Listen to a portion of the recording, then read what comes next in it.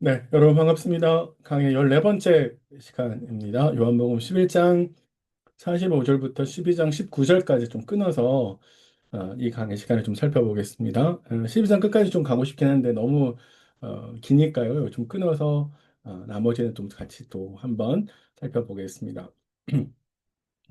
지난 시간에 말씀드렸어요. 11장부터 12장이 어떻게 구성되어 있는가라고 하는 것에 대해서 말씀을 드렸었고요. 지금 우리가 살펴보고자 하는 것은 일단 나사로가 죽었고 되살아났어요. 나사로의 죽음과 되살아남이 후폭풍을 일으키고 있는 것이죠. 그래서 종교 당국자들은 그 나사로 사건으로 인해서 예수를 죽이기로 결정합니다. 그리고 나중에 나사로까지 죽이려고 해요. 그런 일련의 과정들이 있고 그 중간에 이제 예수님의 죽음을 예비하는 마리아가 있는 것이고요. 그리고 난 다음에 겉으로 보면 종교 당국자들이 결정을 했단 말이에요. 예수님을 죽이기로. 그때 이제 예수님께서는 피하지 않으시고 예루살렘으로 입성하시면서 당신께서 그 죽음에 대해서 어떤 태도를 가지고 계시는지, 특별히 헬라인이 방문하는 걸 통해서 자신의 죽음이 임박했고, 그 죽음에 대해서 피하지 않으시고, 기꺼이 하나님께서 자기에게 맡기신 십자가를 잘 지어야 되겠다라고 하는 것을 생각하고, 그걸 보면서 이제 유대인들이 질문하고 오해하게 되는 것들을 수정해 주시는 이야기가 36절까지 있고요. 마지막에 이제 유대인들의 불신, 그리고 불신자들의 주어들 심판에 대해서 사도 요한이 자신의 목소리로 그리고 예수님의 목소리를 빌어서 이야기하는 게 이제 마지막 문장에 자리 잡고 있습니다. 그래서 11장 1절부터 12장 50절 이렇게 구성되어 있는데 오늘 우리가 중간에 끊어서 같이 한번 살펴보겠습니다. 이것도 이제 지난 시간에 말씀을 드렸죠. 나사로의 되살아나는 사건은 예수님의 죽음을 재촉하게 되는 그 계기가 되는 사건이 됩니다. 굉장히 역설적이죠. 어쩌면 이건 우리에게 이런 생각을 가지게 하죠. 예수님의 죽음이 우리의 생명을 얻게 하는 사건이 되니까 그런 차원에서 예수님의 죽음을 이해하는 것으로 가면 좋겠다라는 생각이 들고요. 11장 45절부터 12장 36절까지도 아까 말씀 다 드렸습니다.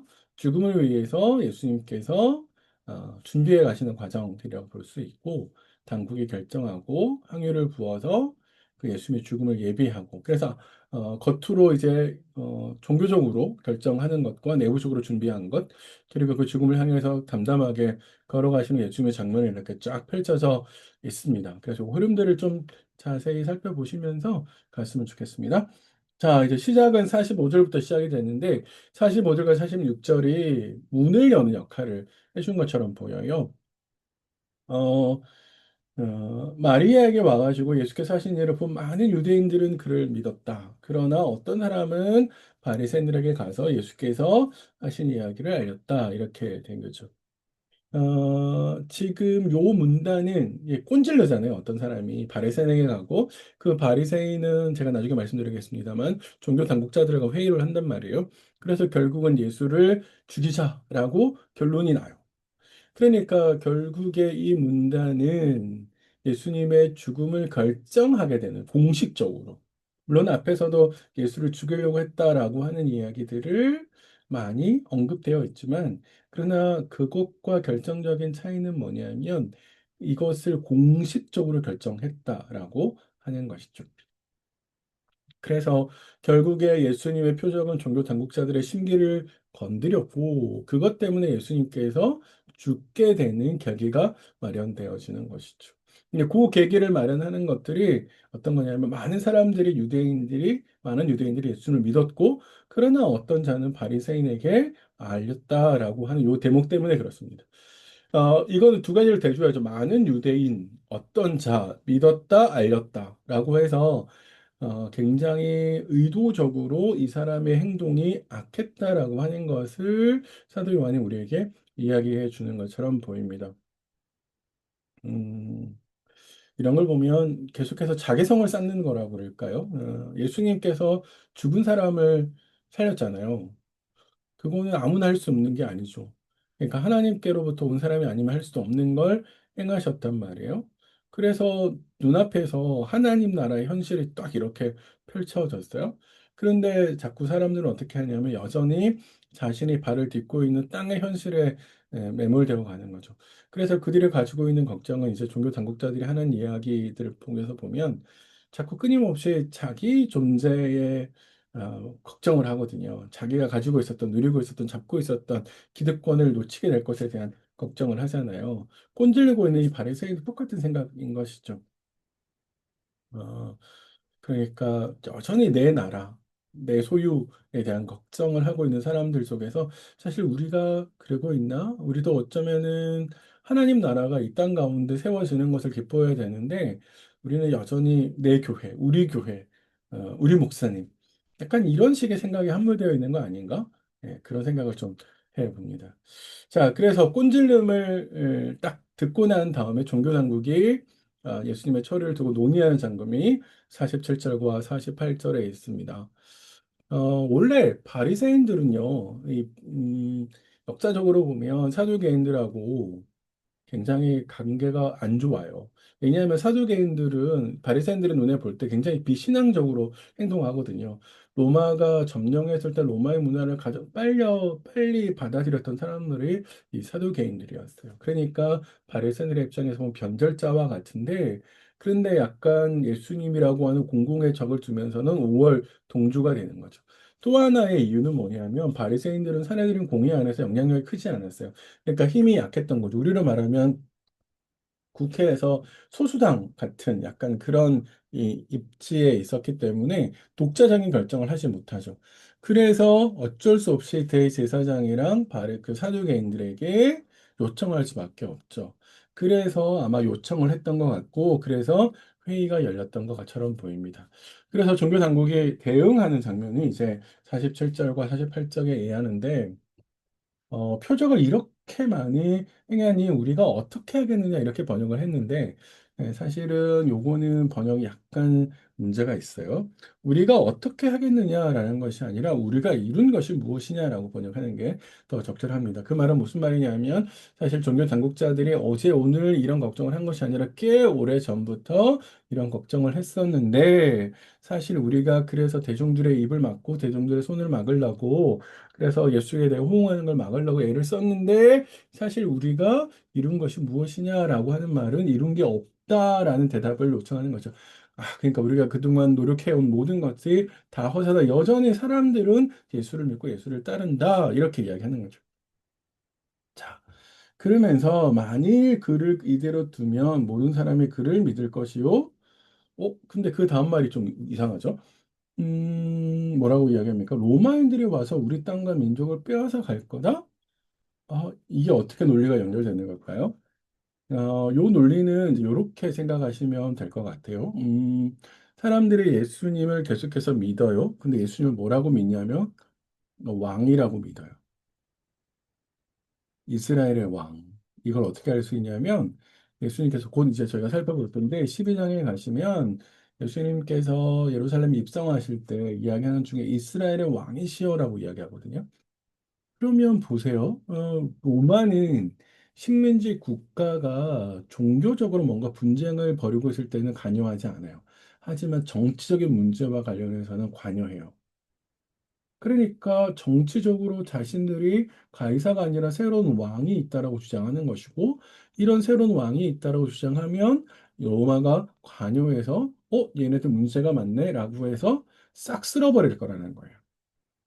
그러면 그때 로마가 이 사건을 두고서 우리에게 와서 우리 땅과 우리 민족, 사실 우리 땅이라고 번역했는데 성전을 가리키는 것 같아요.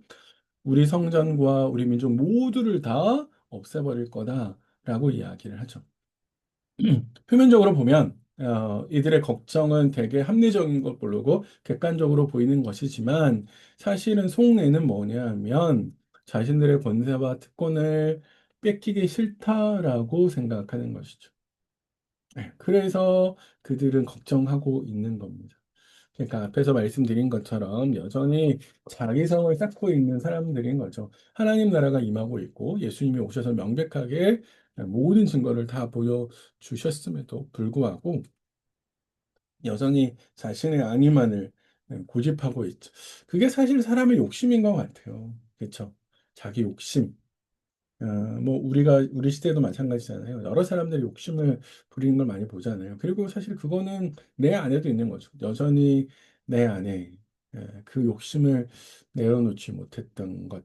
제가 어느 날 라디오 들으면서 어떤 분이 쓴 그 시 같은 글인데 버스를 타고 가다가 잠깐 휴게소에 들러서 그래서 커피 한 모금 마시려고 딱 했는데 시간이 다 돼서 버스를 타야만 하는 시간인데 근데 그 한 잔 커피가 이제 안에 있어가지고 다 못 마셨기 때문에 근데 그거를 그냥 버리면 되는데 그걸 못 버려가지고 계속 들고 뛰어면서 그 뜨거운 커피 국물이 손에 다 이게 흘러 내렸다는 거죠.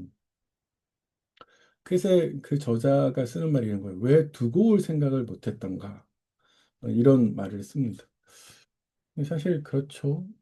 버스가 더 중요한데, 그쵸? 같이 여행을 가면서 그 버스를 놓치면 엄청 고생스러운데, 어쩌면 우리는 하나님의 구원 버스, 우리가 주일학교 다니면서 나는 구원 열차 올라타고서 하늘나라 가지요 이렇게 노래 불렀던 거 기억나세요? 비슷합니다. 사실 우리가 사소한 것 때문에 하나님의 구원의 열차를 놓치는 수가 있는 거거든요. 지금 이 사람들이 하나님 나라에 비하면 자신들이 가지고 있는 건설과 특권이라고 하는 것은 정말 비교할 수 없는 것인데 그것에 목매고 있는 걸 보면 사실 우리도 그런 비슷한 모습을 가지고 있지 않나? 라는 생각을 이제 해보게 돼요. 자, 그때 누가 등장하냐면 당시에 이제 가야바라고 하는 대제사장이 등장을 합니다. 원래 이제 대제사장은 구약에서는 종신직이죠. 종신직이라는 말은 죽을 때까지 하는 거죠. 그래서 아론이 죽고 나서 그의 아들이라고 이렇게 된 것처럼 그리고 신명기 같은 데 보면 도피성 같은 거 보면 그의 대제사장이 죽으면 도피 한 사람이 살아나게 되죠. 이제 죄를 감면하게 되죠. 그래서 이게 종신직으로 이해를 하는데 예수님 시대에 대제사장은 그렇지 않았습니다. 굉장히 정치적으로요, 이제 총독이 임명하기도 하고 총독이 잘라기도 했어요. 그래서 총독과 굉장히 긴밀하게 관계를 유지할 수밖에 없는 그런 자리였습니다. 그러니까 굉장히 그 의미와 자리가 되게 퇴색되어 버린 그런 자리다라고 이제 보실 수 있는 것이죠. 네. 자, 그래서 이 가야바가 쭉 이제 이야기를 하는데 이 가야바가 하는 이야기가 49절부터 50절 이렇게 나와 있죠. 가야바의 논리는 두 가지 지점에서 핵심을 갖고 있습니다. 하나는 국제관계를 잘 생각해야 된다는 거예요. 우리도 지금도 마찬가지죠. 지금도 강대국들의 그 힘을 가지고 약소 국가를 침입하고 자신들의 논리에 따라서 막 움직이고 있잖아요. 당시도 마찬가지였습니다. 제 가야바가 하는 이야기, 첫 번째 이야기는 강대국 중심의 힘의 논리가 작동하고 있다. 그런데 또 하나는 우리 상황을 보면 우리는 로마의 식민지 백성 가운데 있다. 그러니까 우리가 뭔가 자주적으로 결정을 할 수 있는 위치에 있지 않다. 우리는 그들의 눈치를 봐야 된다. 라고 하는 것이죠. 그러려면 그들의 심기를 건드리지 않고 우리가 살아남을 수 있는 방법은 뭐예요? 우리 안에 문제를 없애버리는 거죠. 그 문제가 누구예요? 예수죠. 그러니까 예수님을 없애야 된다. 한 사람을 없애야 모든 민족이 다 살 수 있지 않겠냐라고 이야기하는 거죠. 네. 대제사장이 딱 이렇게 주도해서 죽여야 된다라고 이야기를 하니까 사실 네. 그 결론을 다 따라 나가는 거죠. 그런데 이제 이 가야바의 이제 제안을 이제 사도 요한이 우리에게 해석해 주는 것이 51절에 이 말은 스스로 함이 아니요 그 해의 대제사장이므로 예수께서 민족을 위하시고 또 그 민족을 위할 뿐만 아니라 흩어진 하나님의 자녀를 모아 하나가 되게 하기 위하여 죽으실 것을 미리 말함이러라 이제 이렇게 이야기합니다. 스스로 한 말이 아니다라는 말은 그러면은 가야바는 그런 이야기를 하고자 하는 의도가 없었는데 사실 가야바가 그렇게 이야기한 거다. 그러니까 꼭두각시가 된 거다.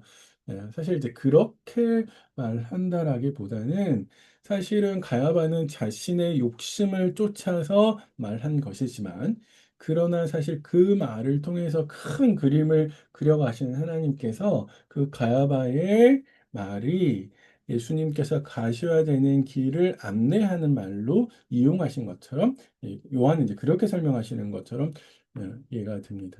그러니까 사실 가야바는 자신이 하고 있는 이 행동이 하나님의 큰 그림 안에서 어떤 결정이 되는지를 가야바 스스로는 이해하지 못한 거죠. 그러니까 사실 스스로 말한 게 아니다라는 말의 뉘앙스가 그는 자신이 하고 있는 이 행동과 결정이 어떤 영향을 미치는 건지, 어떤 그림 안에서 어떤 조각이 되는지를 이해하지 못했어. 라고 이야기를 하는 거고. 그러나 실제로는 하나님의 큰 그림 안에서 가야바의 이 악행을 하나님께서 당신의 뜻을 이루어 가시는데 이용하셨다라고 이야기하는 것이죠. 그래서 예수님의 죽음은 기본적으로는 유대 민족을 위한 죽음인 거죠. 마태복음이나 이런 복음서, 공간복음서에 보면 예수님께서 자기 백성을 구원하기 위해서 오셨다라고 되어 있거든요. 그냥 기본의 출발은 유대인이에요. 그래서 유대인을 위해서 예수님께 세상 죄를 지시는 건데, 그러나 그것이 유대인만 끝내는 것이 아니라 예수님의 죽음은 그 유대인을 통해서 원래 하나님께서 구원하려고 하셨던 온 세상 백성들, 그래서 예수 그리스도를 영접하는 하나님을 믿고자 따르는 모든 사람들을 다 어떻게 해요? 구원할 거다. 그래서 예수님의 죽음이 가지고 있는 의미가 바로 그렇게 될 수 있겠다라고 생각할 수 있습니다. 자, 그래서 54절에 그러므로라고 시작되는 것은 예수님께서 초자연적인 능력을 통해서 사내들인의 결정이 무엇인지를 아셨다라고 이해할 수 있는 것이죠. 그래서 예수님께서 어떻게 하세요? 유대인 가운데 드러나게 다니지 않으셨다. 사실 예수님께서는 자신을 숨기시면서 전략적으로 움직이고 계시죠. 왜냐하면 이게 하나님의 뜻을 계속해서 예수님께서 따라가려고 하시는 거죠. 그죠? 예. 그래서 하나님의 때에 하나님의 길을 하나님의 방식을 가기 위해서 예수님께서 지혜롭게 움직이고 계신다는 걸 알 수 있는 것이고요. 더 나아가서 그들이 결정을 했지만 그 결정권은 누구에게 있어요? 하나님께 있는 거죠. 그래서 그들은 하나님 손에 들려진 도구일 뿐이다라고 하는 것을 우리에게 이야기해 주고 있습니다. 자, 여기까지가 이제 종교 당국자들이 예수님의 죽음을 결정했습니다라는 이야기가 된다면 그 예수님의 죽음을 예비한 마리아의 이야기가 이제 펼쳐지게 될 겁니다. 55절부터 이렇게 나와 있는데요. 사실은 이 문단을 자를 때 12장을 여기부터 넣었으면 어땠을까 싶은 생각도 있어요. 그리고 제가 가지고 있는 성경은 54절 앞에 이렇게 동그라미를 쳐가지고 여기부터 새로운 문단이 시작됩니다라는 표시를 주었는데 55절부터 가는 게 더 좋겠다라는 생각이 듭니다. 55절부터 57절은 12장 36절까지 가는 이야기의 서론 역할이 되면서 예수님의 죽음이 사실은 중심이 되어서 그 죽음을 두고 계속해서 이야기됩니다. 자, 그리고 난 다음에 55절에 유대인의 유월절이 가까이 왔습니다라고 이야기를 해요.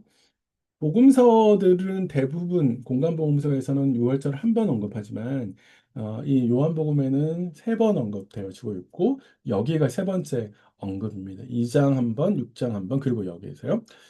그러면서 6월절에 성결해야 된다라고 하는 규정이 이제 민수기 9장 6절에 나와 있는데 한번 찾아보셔요. 보시고 한번 쭉 어떻게 규정을 하고 있는지 살펴보시면 좋겠습니다. 그러니까 하나님의 절기에 이스라엘 백성들이 참여하기 위해서 자신을 성결하게 하고 그래서 유월절 전에 예루살렘으로 올라갔다라고 이야기를 하죠. 그러면서 세관의 관심은 뭐냐면 예수님의 반응에 대해서 뜨겁게 관심을 가지고 있고 예수님이 올 건가 말 건가라고 하는 이야기. 왜냐하면 57절에 보면 대제사장과 바리새인들이 누구든지 예수 있는 곳을 알거든 신고해서 잡게 하라라고 하니까 체포 명령이 떨어진 거죠. 그러니까 이런 상황 가운데에서 예수가 올라오나? 라고 하는 관심을 가질 수밖에 없는 거죠. 음, 우리가 이제 이런 것들을 생각하면서 생각해 보세요. 종교 당국자들도 그렇고 세간의 관심도 그렇고 모순이잖아요. 뭐가 모순이에요? 절기를 지키기 위해서 그들의 몸을 깨끗하게 한 거지만, 정결하게 한 거지만, 사실 그들의 마음은 정결치 않죠. 종교 당국자들도 마찬가지고, 관심을 갖고 있는 사람들도 마찬가지고. 그래서 율법에 따라서 손을 깨끗하게 하고, 하지만, 그런데 그 손으로 생명의 주로 오신 예수 그리스도를 붙잡으려고 하고 붙잡으라고 명령을 내리고 있죠. 절기를 지킨다라고 하는 명분을 가지고 있지만 불의한 체포 명령을 내리고 있잖아요. 우리가 주일날 아침에 예쁜 옷을 입고 깨끗하게 차려입고 예배당으로 가는 우리의 모습과 그러나 우리의 마음 속에 있는 그 깨끗한 옷과 어울리지 않은 마음, 그 사이의 모순. 그런 지점에서 사실 이 본문이 우리를 생각해 보게 하는 지점이 있겠다라는 생각이 듭니다. 자, 그리고 나서 12장에 들어가면 6월절 엿새 전에라고 시작돼서 아마도 이제 토요일 저녁이었던 것 같아요. 그러니까 사람들이 많이 모이는 것은 결국에 이게 이제 6월절 엿새 전, 그러니까 토요일 안식일 직후, 안식일이 끝난 직후이니까 사람들이 모여 있었다라고 볼 수 있고, 그러면서 사람들이 앉아 있었습니다. 이거 유대인들의 옆으로 비스듬하게 앉아 있는 그 이야기를 하는 것 같아요. 그 자리에서 갑자기 마리아가 예수님께 향유를 붓는 것이 펼쳐집니다. 3절 이하에 보면 마리아는 지극히 비싼 향유, 그 순전한 나드 한 근을 가져다가 예수의 발에 붓고 자기의 머리로 그의 발을 닦았습니다. 이렇게 되어 있는데요. 마리아가 가져온 이 향유는 굉장히 값비싼 가치가 있는 제가 알기로는 이제 수입하는 거라고 알고 있거든요. 이게 당시에 직접 나지 않아서 그러니까 되게 값비싼 거죠. 되게 비싼 겁니다. 자, 그런데 그러니까 이게 뭐가 불순물이 섞이지 않은 순전한이라는 말을 써서 더 고가인 거죠. 우리를 말하면 순금이고 우리 참기름 같은 거 하면 진짜로 깨끗하게 그 기름만 짜낸 그래서 모은 아주 비싼 것 약간 이런 느낌이죠. 근데 한 근이라고 이야기했는데 우리 왜 근이라는 말은 그 품목에 따라서 근의 그람 수가 달라진다고 하더라고요. 돼지고기는 한 근이 뭐 얼마죠? 600g? 근데 다른 마늘이나 뭐 이런 것도 달라진다고 제가 들었어요. 근데 여기에 나와 있는 해당되는 헬라어에는 이게 약간 300g 약간 넘는 그 무게라고 이야기를 했습니다. 근데 사실 300g이 넘는 거니까 기름으로 말하면 300ml가 넘는 거니까 양이 작은 게 아니고 구대 세계에서는 굉장히 비싼 거죠. 우리가 이제 이해할 수 있는 건 뭐냐면 마리아가 지금 자신이 가지고 있는 것 중에서 제일 비싼 거를 뭐하고 있는 거예요. 하나 예수님께 드린 거죠. 그러니까 자기가 가지고 있는 제일 비싼 걸 예수님께 드렸다라고 하는 것은 뭐예요? 그가 예수님을 어떻게 가장 존귀하고 가치 있는 분으로 생각한다라고 하는 것을 보여주는 거죠. 그래서 우리가 하나님께 어떻게 내가 대하고 있느냐라고 하는 것은 그가 하나님을 어떻게 생각하고 있는지를 보여주는 것이고 태도가 인식을 보여주는 것이죠. 그러면서 그 예수님의 가장 낮은 발에다가 가장 비싼 걸 붓고 그리고 자신의 가장 여성의 가장 존귀하다고 상징하는 여성을 상징하는 머리털로 붓는 것은 사실은 예수님 앞에 자신을 한없이 낮추는 당신의 발 닦는 정도밖에 안 되는 존재다. 그러나 내가 가지고 있는 모든 것을 상징적으로 다 드리면서 헌신합니다. 사랑을 보여줍니다. 라고 이야기하는 거죠. 이제 곧 유다가 그런 이야기를 하지만 사실 한편으로 보면 이건 허비잖아요. 그쵸? 300g을 가지고 그 기름 비싼 거 가지고 발에 확 부어버리는 거 얼마나 허비하는 거라고 볼 수 있죠. 그런데 사실은 모순처럼 보이지만 그러나 그것이 하나님을 향한 우리의 헌신이죠. 그러니까 누구의 눈에는 헌신처럼 보이지만 누구의 눈에는 허비처럼 보이죠. 우리가 주일날 하나님 앞에 예배드리는 것이 어떤 사람들에게서는 굉장히 허비하는 것처럼 시간이 보여주지만 그러나 우리는 온 세상을 만드신 하나님을 향한 우리의 헌신을 그 예배를 통해서 고백하잖아요. 그러니까 사실은 어떤 관점에서 보느냐라고 하는 것 때문에 굉장히 달라지겠죠. 그래서 더 중요한 거는 우리가 앞에서 했던 이야기, 모순을 가지고 위선을 가지고 있는 종교 당국자들이나 유대인들에 비해서 이 마리아가 가지고 있는 정결한 마음, 깨끗한 마음으로 주 앞에 헌신하는 마음. 그래서 정말로 중요한 건 참된 정결은 형식적인 걸 갖추는 것에서 지나지 않아서 그보다 더 나아가서 나의 옥합을 깨뜨려서 주님 앞에 나를 온전히 낮추는 것. 그게 진짜 참된 정결이 아닐까요? 그런 생각이 듭니다. 마리아가 그래서 깨트린 이 향은 온 집에 가득했다라고 되어 있는데 마가복음에 보면 예수님께서 복음이 전파되어지는 곳마다 이 여인이 한 행동도 전파될 거다라고 이야기하시면서 마리아가 한 행동을 굉장히 칭찬하시는 장면이 펼쳐지는 요한복음은 이걸 이제 생략하고 있습니다. 그런 거 대신에 요한복음 이제 유다와 대조하면서 유다가 이 말을 하는 것에 대해서 굉장히 비판하는 것을 보여주는데요. 5절과 6절에 유다의 말을 보여서요. 유다가 이렇게 이야기합니다. 이거 가난한 자들에게 나누어 주어야지. 어떻게 이렇게 낭비를 하니? 네, 이렇게 이야기를 합니다. 이걸 한마디로 말하면 공리주의라고 그래요. 공리주의가 뭐냐 하면 다수를 위해서 우리가 가지고 있는 재화를 써야 된다라는 거죠. 그래서 소수의 행복이 아니라 다수의 행복을 추구해야 된다라고 이야기를 합니다. 아까 우리가 이야기했듯이 이 아주 비싼 것들, 그래서 300데나리온을 언급하고 있는데, 노동자가 1년 품삯에 해당되는 금액이라고 그러거든요. 물론 조금 이제 차이 두기를 하지만 굉장히 비싼 거잖아요. 그러니까 얼핏 들으면 유다의 비판이 수긍이 되죠. 그거 너 발에 부으면 뭐 그냥 날아가는 건데, 발에 뭐 그거 어떻게 할 수도 없고, 그거 야 팔아가지고 하면 진짜 노동자가 1년 품삯이 되는 그 금액으로 진짜 많은 사람들을, 가난한 사람들을 도와줄 수 있을 텐데, 라고 이제 예수님께, 아니, 마리아에게 비난하는 거죠. 유다의 이 공리주의가 그럴듯한 명분이지만 사실은 그 명분 뒤에 감춰진 속셈은 뭐냐면 그가 개인적인 욕심이 있었다라고 사도 요한은 우리에게 이야기해 줍니다. 가난한 사람을 진짜 생각해서라기보다는 도둑이기 때문에 동계를 맞고 거기에 넣는 것을 훔쳐가는 거죠. 만약에 이걸 팔아서 돈을 헌금해 가지고 나한테 갖고 오면 내가 그걸 가지고 삥땅 칠 수 있었는데 그렇게 이야기 아쉬워하는 거다라고 지금 생각할 수 있습니다. 음, 그렇죠.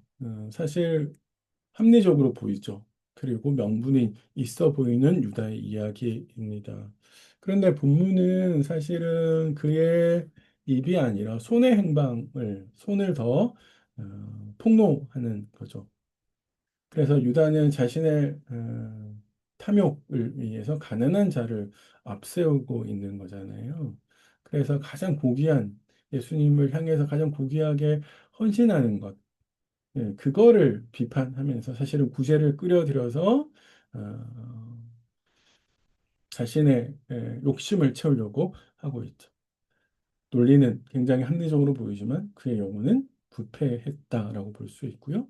그가 내세우는 문장은 굉장히 정의로운 것이지만 그의 목적은 굉장히 파괴적이었다라고 볼 수 있습니다. 우리 안에도 유다가 있을 수 있겠죠. 그렇죠? 내 안에도 우리 안에도 유다는 살고 있을 수 있습니다.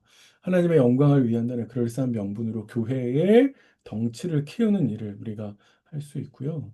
하나님의 뜻이라고 하는 이름 하에서 나의 입지와 나의 편함을 추구하는 방식으로 의사를 결정해 갈 수도 있죠.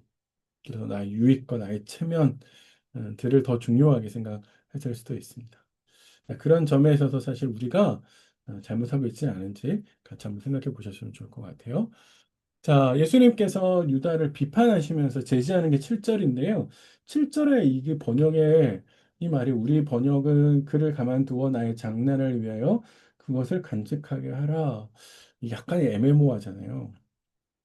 그것은 뭘까요? 뭘 간직하게 하는 걸까요? 이게 좀 애매한데, 그래서 번역의 관리가 크게 세 가지로 이제 보시는 것처럼 세 가지로 나누어집니다. 다 나름의 의미가 있어요. 뭘 중요히 생각할, 이제, 어, 의미가 있는데 아마 두 번째가 그래도 그나마 좀 나은 것 같은 생각이 들어요. 그녀를 가만두어라. 그녀는 나의 장래할 날을 위하여 그것을 간직하려고 그렇게 한 거다라고 이야기해서 마리아의 행동이 예수님은 어떻게 이해하고 계시냐면 예수님 자신의 장래를 위해서 그녀가 그렇게 한 거다라고 칭찬하시는 것처럼 보입니다. 그러니까 사실 마리아는 예수님께 자신의 헌신을 표현한 것인데 그것이 예수님의 장례를 예비하는 거라고 의도하진 않았겠죠. 그러나 예수님은 더 큰 그림을 보기 때문에 마리아는 예수님의 죽음을 내다보고 있지 못하지만 예수님을 내다보고 있기 때문에 그것이 결국 자신의 장래를 예비하는 상징적인 행위라고 이야기할 수 있습니다. 그러면서 예수님께서 가난한 이야기를 언급하시는데 예수님께서 가난한 자가 중요하지 않아 라고 이야기하시는 것이 아니라 사실 가난한 자는 늘 있지만 나는 너희와 늘 함께 있지 않아. 그래서 우선순위가 있어야 돼 라고 이야기합니다. 하나님의 나라에서 신앙은 우선순위가 있어야 된다라고 이야기하시는 것이죠.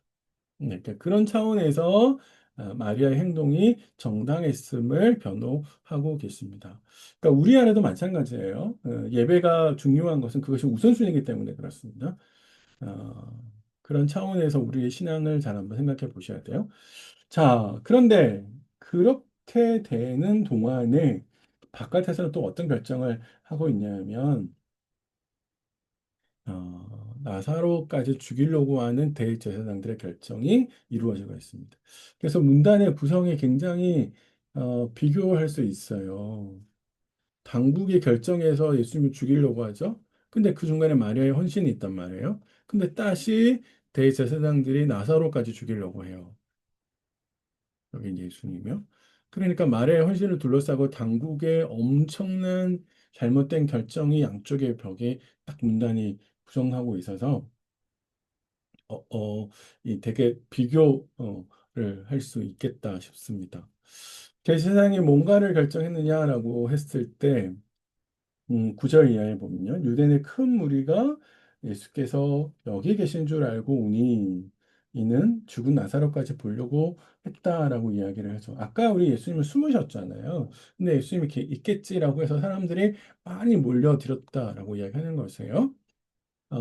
예루살렘 사람들 당연하겠죠. 그런데 순례객, 소식을 들은, 소문을 들은 순례객들까지 나사로를 살리려고 예수님이 살리신 죽은 사람인데 살렸다라고 이야기를 하시니까 그 사람을 살리기 위해서 오신 나사로까지 구경하려고 이야기하는 것이죠. 네. 사람들 어떻게 알게 됐을까요? 우리가 아까 이야기했던 것처럼 마을 사람들이 있었죠.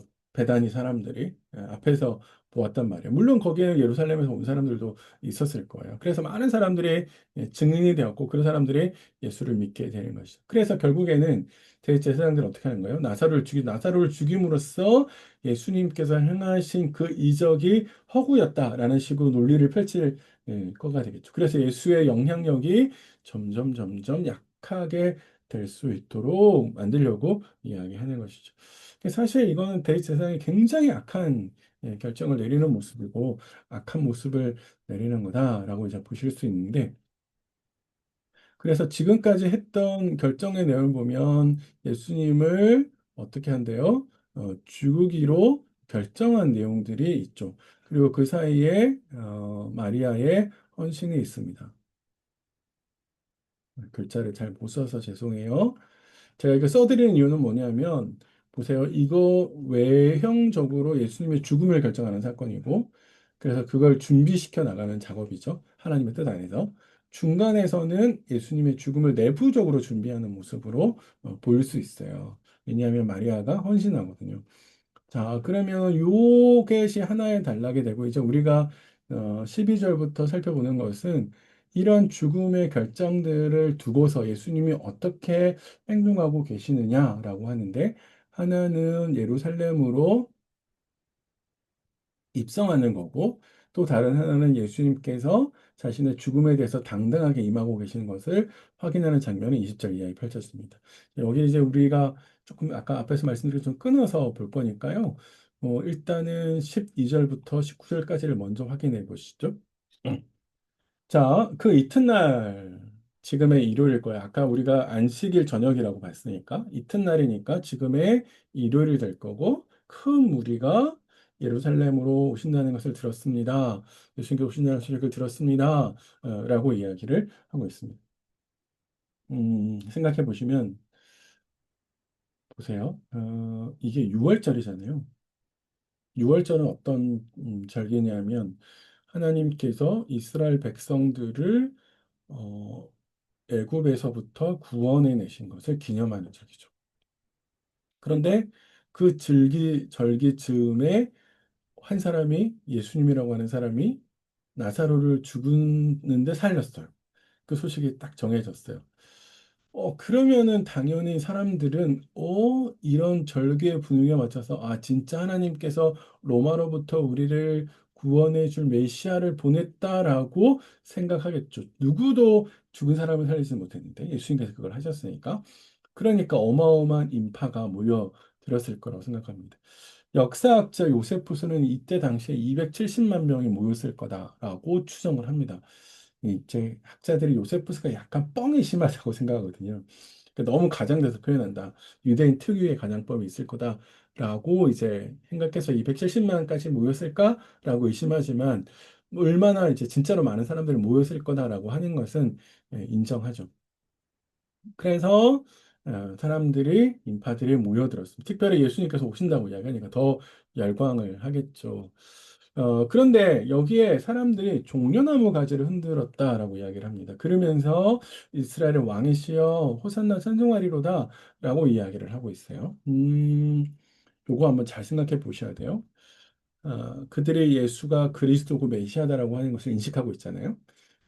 예수가 메시아다라고 하는 사실이 틀린 게 아니죠. 그건 맞는데 그 메시아라고 하는 단어에 담은 생각이 틀렸던 거죠. 그들은 나라를 구원해 줄 그러니까 지금 우리의 상황 가운데에서 로마로부터 우리를 구원해 줄 메시아를 그들은 투영하고 있습니다. 그러니까 로마를 무너뜨릴, 로마의 피를 흘려서 정치적으로 승리를 해 줄 수 있는, 그래서, 어, 자신들의 욕망이 투영되어 있는 그런 메시아를 알아보고 있는 것이죠. 그래서 이스라엘의 왕이시여라고 했을 때 그 왕은 사실 자신들의 욕망이 투영된 왕인 거죠. 그래서 그들의 시선은 민족의 열망이 투영된 겁니다. 그래서 우리를 지금 로마로부터 구원해 주십시오.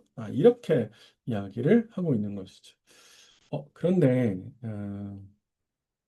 그런 시선에 앞서서 예수님의 시선은 전혀 다른 시선을 가지고 있다는 걸 확인할 수 있습니다.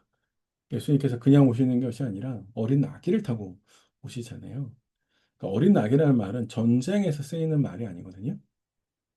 네, 전쟁용 말이 아닙니다. 그러니까 되게 전쟁용 말을 화려하거나 권장한 그런 말이 아니에요. 그러면서 예수님께서는 보이시는 행동이 굉장히 어린 나귀를 타시면서 겸손하게 예루살렘으로 들어오신단 말이에요. 이거는 사람들이 지금 예수님을 향해서 투영하고 있는 그런 민족의 열망, 그런 욕심과 예수님 자신의 한 행동이 무관하다라고 하는 걸 보여주는 것이고, 그리고 예수님의 시선은 사람들의 그런 열망에 있지 않다라고 하는 것을 보여주죠. 그래서 사도 요한이 우리에게 왜 예수님이 어린 나귀를 타고 오셨냐라고 했을 때, 스가랴 9장 9절의 말씀을 인용하면서 이렇게 이야기하십니다. 스가랴 9장의 문맥을 따라서 이제 쭉 생각해 보고 있으면 예수님의 행동은 사람들이 바라는 다른 사람의 피를 흘려서 나라의 평화를 일구는 방식이 아니다라고 하는 것을 우리에게 알려줍니다. 그래서 요 스가랴 9장을 인용하면서 어떤 걸 이야기하냐면 사실은 민족주의의 열망, 그래서 로마를 전쟁을 치러서 로마의 피를 흘리게 해서 전쟁에 승리해서 독립을 쟁취하는 아니 그런 것이 아니라 스가랴 구장에서 보면 오히려 아, 그 문맥에 있어서는 전쟁을 그치는 것으로 나오고 있습니다. 그래서 전쟁이 아니라 오히려 평화를 선포하는 왕, 그래서 그 평화를 선포하기 위해서 열방을 통치해야 하는 왕인데 사실은 그러면서 그 방식은 상대의 피를 흘리는 것이 아니라 자신의 피를 흘려서 평화를 일구어서 갇힌 자를 자유케 하는 것으로 문맥을 설명하고 있습니다. 이게 예수님께서 보시는 시선인 거거든요. 그러니까 사람들은 우리의 민족을 구원하기 위해서 적의 피를 흘려서 우리를 구원해 줄 왕을 찾았지만 그러나 예수님은 자신의 피를 흘려서 자신의 죽음을 통해서 세상을 구원하실 그들의 눈으로 보면 이상한 왕인 거죠. 그러나 예수님은 그것이 하나님 나라의 시선이다라고 하는 것들을 생각하게 하는 것이다라고 볼 수 있습니다. 그래서 사실은 예수님의 시선과 예수님이 이루어지는 방식이 다르다라고 이야기를 하는 거죠. 이건 참 우리도 많이 생각해 보셔야 되는 건데요. 엇갈린 시선이잖아요. 우리가 예수를 바라보는 시선과 예수님이 바라보신, 보여주시는 것이 다르잖아요. 성경이 말하는 예수의 모습과 우리가 내 욕망과 욕심을 투영한 예수의 모습은 다를 수밖에 없는 거거든요. 근데 사실 우리는 자꾸만 나만의 종려나무 가지를 흔들어요. 그러니까 그 종려나무 가지를 흔들면서 예수를 환영하거든요. 그래서 예수님이 나의 종려나무 가지 속에서 숨어 있는 그 욕심을 들어줄 뿐으로 인식하거든요. 그렇지 않습니다. 근데 사실 그거를 내려놓아야 된다라고 이야기를 하고 있는 것이죠. 더 나아가 볼까요? 예수님의 이 말씀을 제자들은 나중에서야 알았다라고 이야기를 합니다. 그러니까 당시의 제자들은 다 깨닫지 못했죠. 그러나 나중에 가서 알게 됐습니다. 사실 사도 요한의 이런 설명들은 사도 요한의 겸손함을 좀 보여주는 것이기도 해요. 그렇죠? 처음부터 우리는 몰랐어요. 우리도 나중에 가서야 그걸 다 알았어요. 라고 이야기를 해주고 있습니다.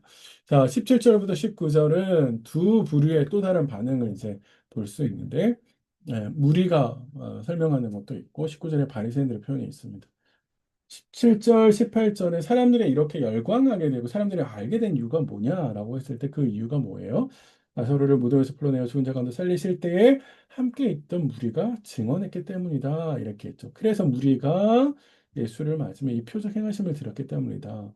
그래서 앞에 큰 무리가 열광했던 이유 중에 하나는 나사로를 살렸다라고 하는 이야기를 사람들에게 증언했기 때문이다. 이렇게 되어 있죠. 네. 그래서 이 사람들은 압력에도 불구하고 증언한 사람입니다. 그러나 이 증언한 사람들이 진짜로 예수님을 온전히 믿게 됐느냐라고 하는 것은 더 따져봐야 될 문제인 것 같아요. 그 다음에 이렇게 많이 사람들이 예수를 환영하니까 바리새인들은 낙담하게 됩니다. 너희 아는 일이 쓸데없다. 보라, 온 세상이 그를 따르는도다. 물론 가정법이에요. 여기서 말하는 온 세상은 예루살렘 사람들과 순례객들을 이야기하는 걸 거예요. 그러니까 멀리서부터 사람들이 왔으니까 온 세상이라는 표현을 쓰는 것 같긴 해요. 쓸데없다라는 말은 자조적인 삭힌 우리가 그렇게 예수 믿는 사람들을 막기 위해서 그 영향을 막기 위해서 이렇게 노력했는데 우리의 그 모든 노력이 허사로 돌아갔다라고 이야기하는 것이죠. 근데 이런 바리새인들의 모습을 보면서 낙담할 게 아니라 진짜 예수가 하나님의 아들이시고 그리스도라고 하는 것으로 나아가야 되는데 그들은 여전히 영적인 아집에 갇혀서 자신들의 생각을 내려놓거나 포기하지 못했죠. 그런 것처럼 보입니다. 그러니까 결국에 포기하지 못하죠. 참 그게 너무너무 어렵죠. 자기 생각을 내려놓고 포기하는 게. 저도 제가 공부하고 뭔가를 이게 맞다라고 판단하는 것이 있는데 다른 분들과 만나면서 내가 공부한 것들이 어, 아니라고 주장을 하실 때 그런 거 같으면서도 내려놓기가 굉장히 어렵더라고요. 그런 생각이 계속 들 때가 꽤 많이 있습니다. 아마 그런 점에서 우리 자신들도 그러겠죠. 내가 가지고 있는 경험, 지식, 내가 알고 있는 것들을 포기하고 하나님의 말씀을 받아들이고 겸손하게 내 생각을 내려놓는 작업들은 참 어려운데, 그러나 신앙에 성숙해서 간다라고 하는 것이 결국은 내 생각을 포기하고 내려놓는 것이 아닐까, 그런 생각을 해봅니다. 네. 자, 요번 강의는 이제 여기서 좀 마무리를 하겠습니다. 연결시켜서 20절부터 좀 보긴 해야 되는데, 너무 시간이 길어질까 봐서 제가 여기서 좀 잘라서 20절 이하부터 12장 끝까지는 다음 강의에서 다루도록 하겠습니다. 예, 또 긴 시간 같이 보시느라고 고생하셨고요. 저는 다음 강의에서 같이 또 보도록 하겠습니다. 고생하셨습니다.